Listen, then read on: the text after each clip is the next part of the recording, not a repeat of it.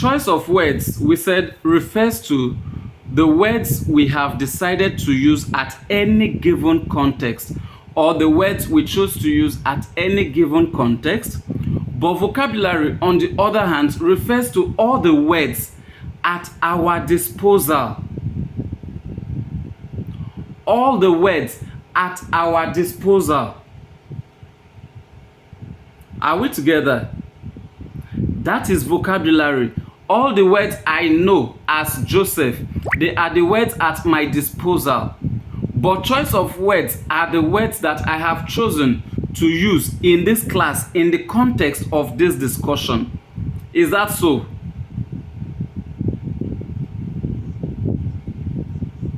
Yes. So that is basically what choice of words, and that is basically the difference between choice of words and vocabulary. And that is what lexical resources pays attention to in the IELTS test. Lexical resources basically pays attention to the words you're using to play, the words you're able to play around with.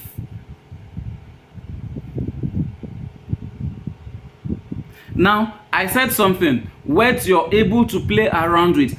Don't forget that we said that in the test, you are required, or in the test, that it tests your ability to basically check, or it tests your ability to express yourself in English language. In other words, it tests your ability to communicate in English writing, in English language, through writing. It checks your ability to communicate in English language through writing, or it checks your ability to express yourself in the English language through writing. That's basically what the that's basically what the writing test in the IELTS test checks. And lexical resources now look at the words you're using to play in this context of writing. The words that you've chosen to use in your discussion. The words that you've chosen to use in your discussion, or in your expression, or at the point you're communicating. What are these words I have decided to use? That is basically what the lexical resources checks. Then the third criterion will be coherence and cohesion. The third criterion will be coherence and cohesion. Basically, we can call this fluency.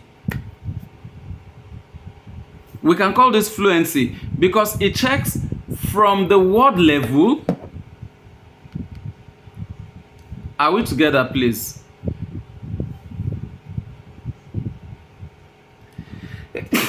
Sorry about that.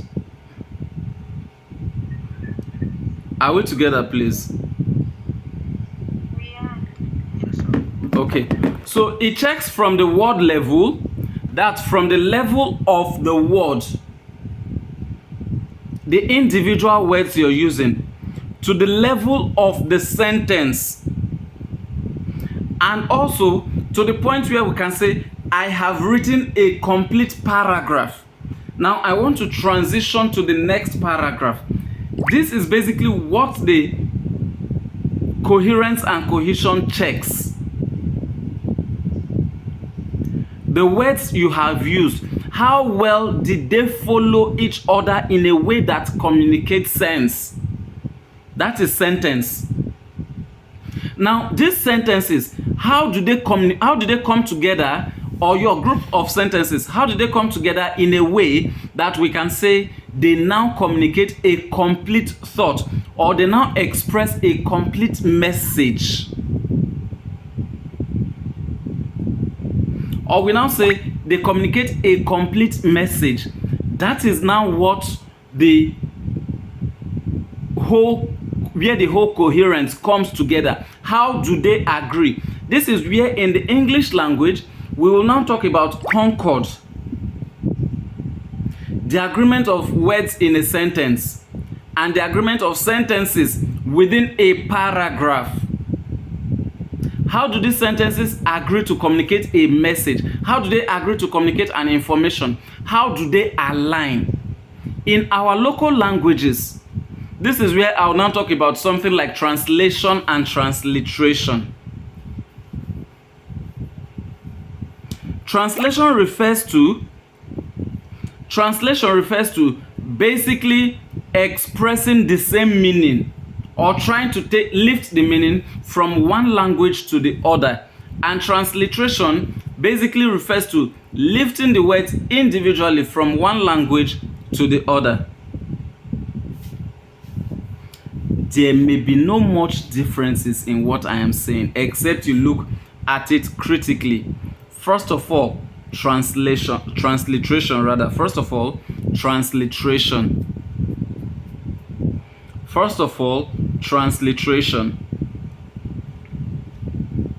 I said transliteration refers to lifting the word, the meaning of the word from a language, one language to the other. Now look at it this way. Is there anyone that is Igbo here?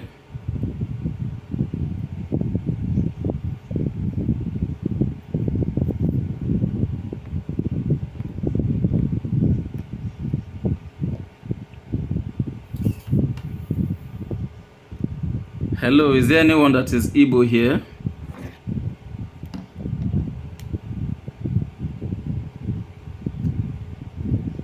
Sister Elizabeth, where are you from?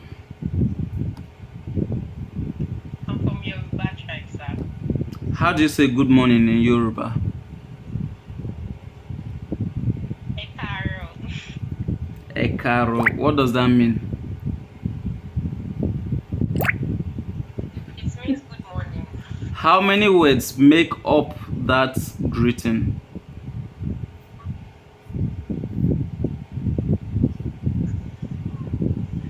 It's just a word. Okay, how do you say I am hungry in Yoruba? Ebinpami. Ma? Ebinpami. Ebinpami. What does that mean? How many words make up that?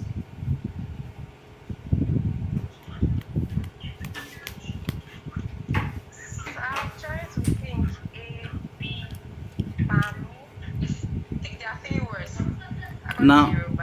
Now I want you to pick those words individually, yeah, and tell me the meaning.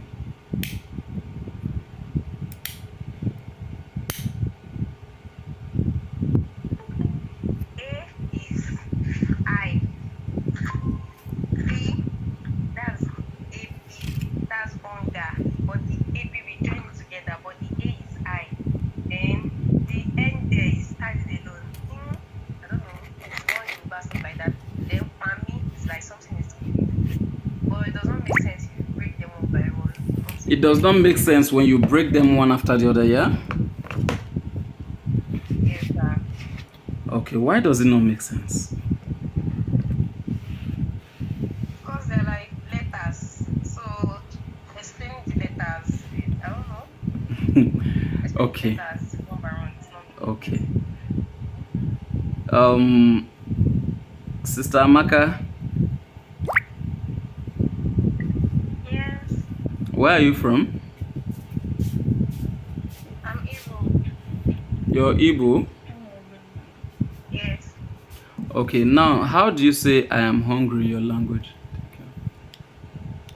Akurunako. Ma? Akurunako. Can you pick those words individually and tell us the meaning in English?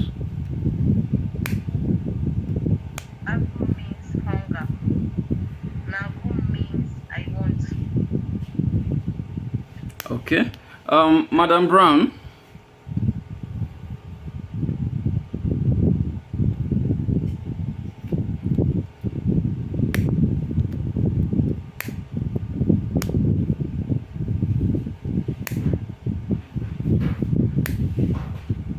Madam Brown,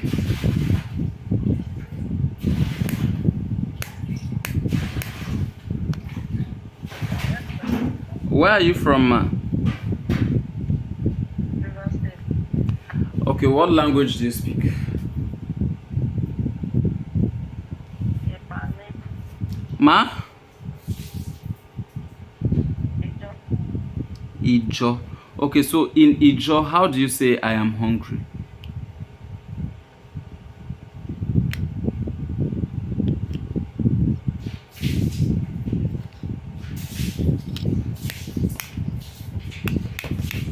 Uru Itariai. Ma? Uru Itariai. Now, I want you to pick those words individually, yeah?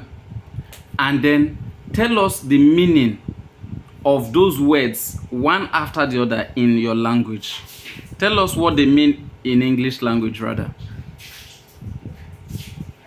Uru means hungry. Itariai. Uru means food. Itariai means hungry. Okay. Now, let me ask you, do you think in your language, yeah, in our individual languages, do you think it would make sense for me to say I am hungry? Like the words, let's say for instance now,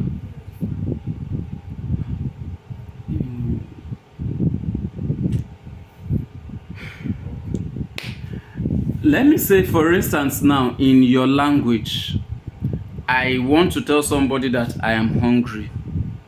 Then I transliterate, or I take the words in English language and put it into your language. Do you think it would make sense to your listener?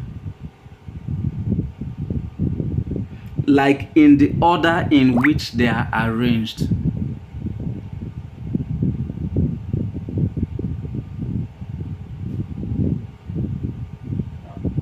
Ma? No. Now, the reason for this is because every linguistic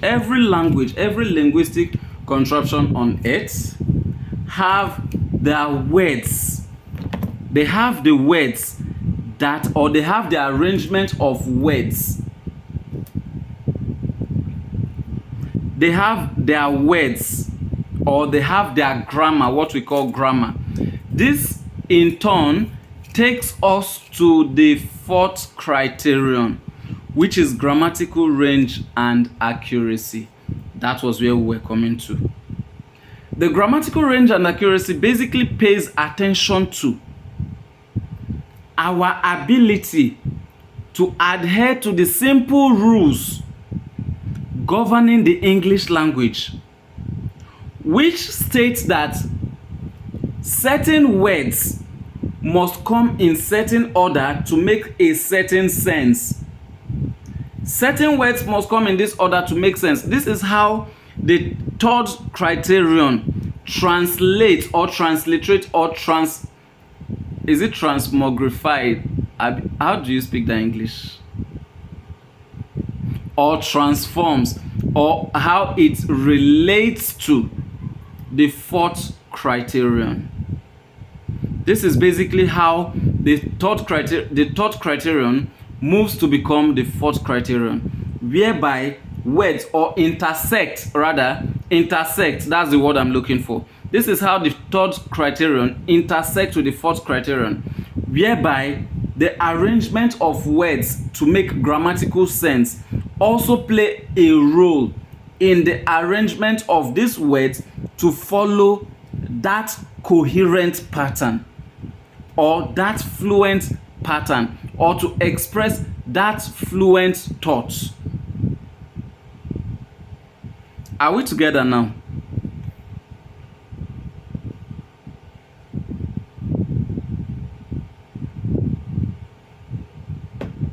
Yeah. So basically, it is important, very important, to pay attention to the rules governing the English language. Now, I am specific. The English language.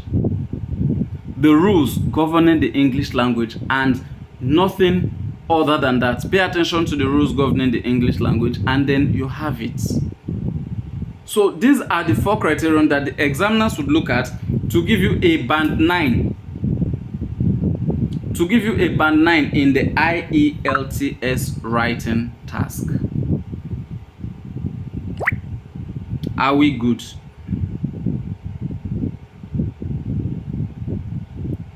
What's the meaning of band 9? Band 9 is the highest score in the IELTS writing. It means you are an expert, an excellent user of the English language. Thank you, sir. You're welcome, ma. So, in summary, the examiner would look at different criteria, would put different criteria into consideration to give you your score. Whatever score you are able to come up with or to score at this point, the examiners would look at how well you've been able to express yourself through writing. And that's it. Are we good?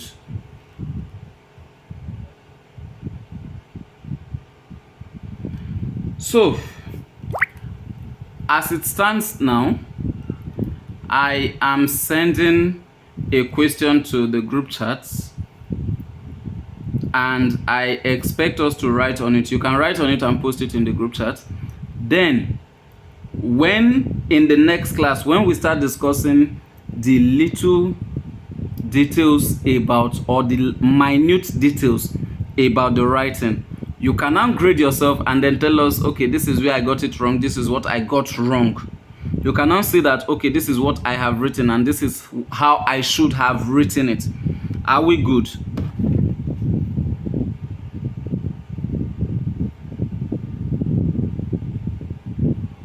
Are we together?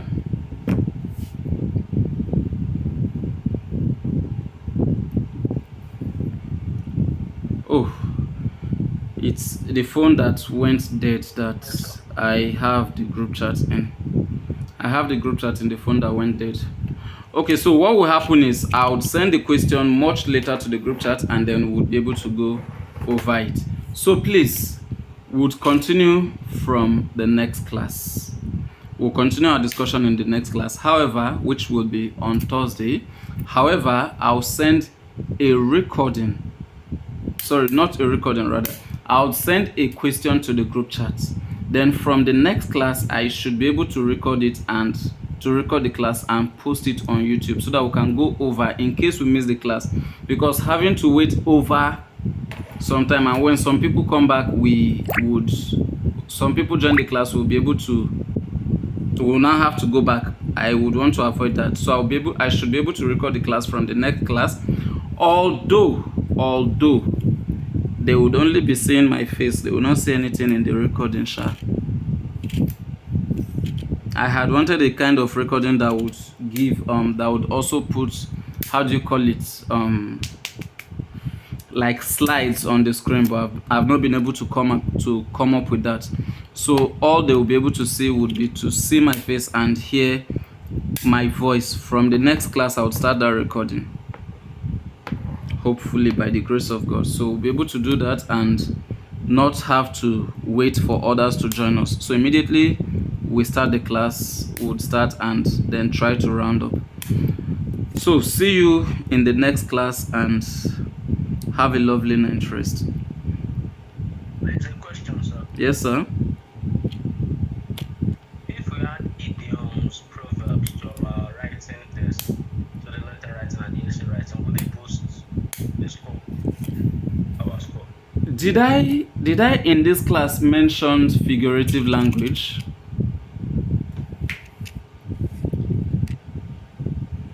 Yes, I think I mentioned at some point that we should read about figurative language. Yes, under figurative language we have idiomatic expressions and how do you call the other one? Idiomatic expressions and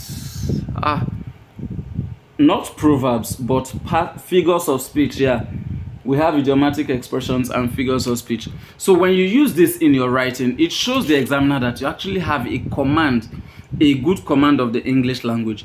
When you use them appropriately, it shows the examiner that you have a good command of the English language, which is the important thing that the examiners are looking for. Are we together?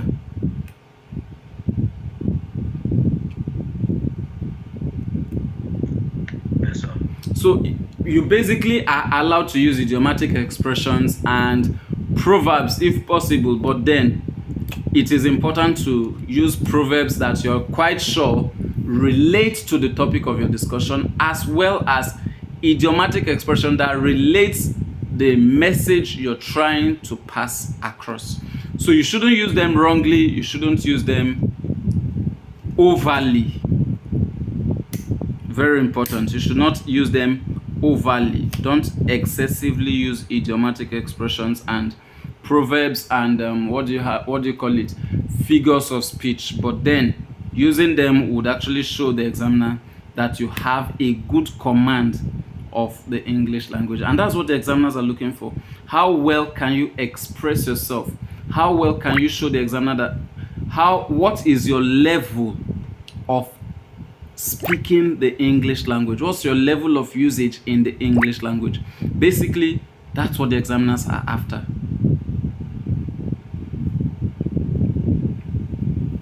Are we together?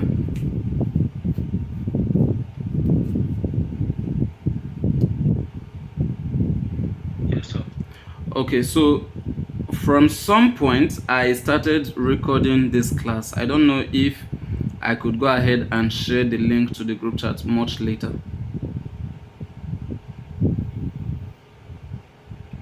We appreciate that, sir. Okay, no problem. Although I didn't start that from the beginning, from the next class I think I should be able to start from the beginning. Okay, thank you and have a wonderful night rest. Once I'm able to charge my phone, charge the other phone, I would actually send the question to the group chat. That should be tomorrow morning or later at night.